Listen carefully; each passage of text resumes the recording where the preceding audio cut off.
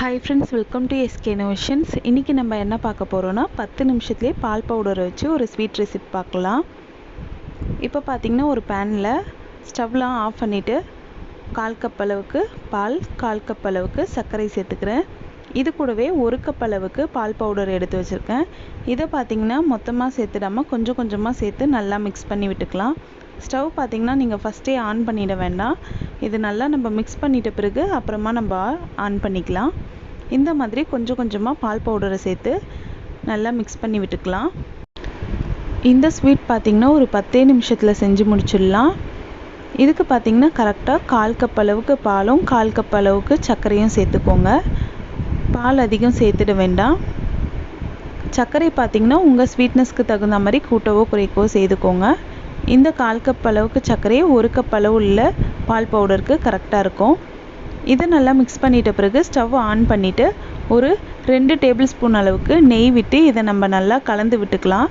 கலந்து விடும்போது பார்த்திங்கன்னா சிம் ஃப்ளேம்லேயே வச்சு கலந்து விட்டுக்கோங்க.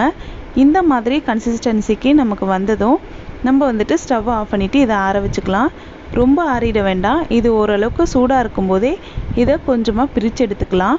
பாருங்கள், ஒரு 1.5 டேபிள் ஸ்பூன் அளவுக்கு நான் தனியாக எடுத்து வச்சுக்கிட்டேன். பேலன்ஸ் இருக்கிறதுல பார்த்திங்கன்னா ஆரஞ்சு ஃபுட் கலர் சேர்த்து நல்லா மிக்ஸ் பண்ணி விட்டுக்கிறேன். இது ஆப்ஷனல் தான். நீங்கள் இதை அப்படியே நல்லா மிக்ஸ் பண்ணி கையால் 1 டைம் பிசைஞ்சிட்டு உங்களுக்கு வேண்டிய ஷேப்பில் நீங்கள் சர்வ் பண்ணிக்கலாம். நான் கலராக இருக்கணுன்றதுக்காக கொஞ்சமாக ஆரஞ்சு ஃபுட் கலர் சேர்த்து நல்லா மிக்ஸ் பண்ணி விட்டுக்கிட்டேன். அதே மாதிரி நம்ம எடுத்து வச்சுருக்க கலர் சேர்க்காத பால்கோவாவையும் இந்த மாதிரி நல்லா பிசைஞ்சு சாஃப்ட் பண்ணிக்கலாம். ஒருவேளை ரொம்ப ட்ரை ஆகிடுச்சுன்னா கொஞ்சமாக நெய்யோ இல்லாட்டி பாலோ கையில் அப்ளை பண்ணிவிட்டு நீங்கள் பிசைஞ்சு விட்டுக்கலாம். இப்போ இந்த 2 பால்கோவாவுமே ரெடி ஆகிடுச்சு. இதை நம்ம சின்ன சின்ன பால் ஷேப்பில் தனியாக பிரித்து வச்சுக்க போகிறோம். இந்த மாதிரி ஒயிட் கலர் பால்கோவாவை சின்ன சின்னதாகவும் ஆரஞ்சு கலர் பால்கோவாவை கொஞ்சம் பெரிய சைஸ்லேயும் நான் பிரித்து வச்சுக்க போகிறேன். இப்போ பார்த்திங்கன்னா இந்த மாதிரி பிரிச்சுட்ட பிறகு ஒவ்வொரு உருண்டைகளும் நம்ம இந்த மாதிரி ஷேப்புக்கு கொண்டு வந்துடலாம்.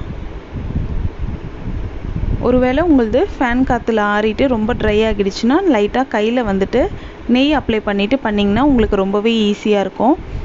இந்த மாதிரி ஒயிட் கலர் பால்கோவாவை உள்ளே வச்சுட்டு ஆரஞ்சு கலர் பால்கோவாவில் நம்ம கவர் பண்ணிவிட்டு இந்த மாதிரி உருட்டி விட்டுக்கலாம். அழகாக நமக்கு பால் ஷேப்பில் லட்டு மாதிரி ரவுண்டாக வந்ததும் நம்ம அதை தனியாக எடுத்து வச்சிடலாம். இதே மாதிரி எல்லாமே பண்ணி எடுத்துக்கிறேன். அவ்வளோதான், நம்மளோட ஸ்வீட் பார்த்திங்கன்னா சூப்பராக ரெடி ஆகிடுச்சு. இது செய்யறதுக்கு அதிகமான இன்க்ரீடியன்ட்ஸ்லாம் தேவையில்லை. சிம்பிளாக பால்கோவா, பால், சர்க்கரை வச்சு ஈஸியாக செய்து முடிச்சிடலாம். அதே சமயத்தில் 10 நிமிஷத்துலேயும் நம்ம செய்து முடிச்சிடலாம். கண்டிப்பாக ட்ரை பண்ணுங்கள். இந்த வீடியோ உங்களுக்கு பிடிச்சிருந்தால் லைக் பண்ணுங்கள், உங்கள் ஃப்ரெண்ட்ஸோடு ஷேர் பண்ணுங்கள், அண்ட் எப்படி இருந்துச்சுன்னு கமெண்ட் பண்ணுங்கள். நம்ம சேனலை ஃபஸ்ட் டைம் பார்க்குறீங்கன்னா மறக்காமல் சப்ஸ்கிரைப் பண்ணுங்கள். தேங்க்ஸ் ஃபார் வாட்சிங் ஃப்ரெண்ட்ஸ்.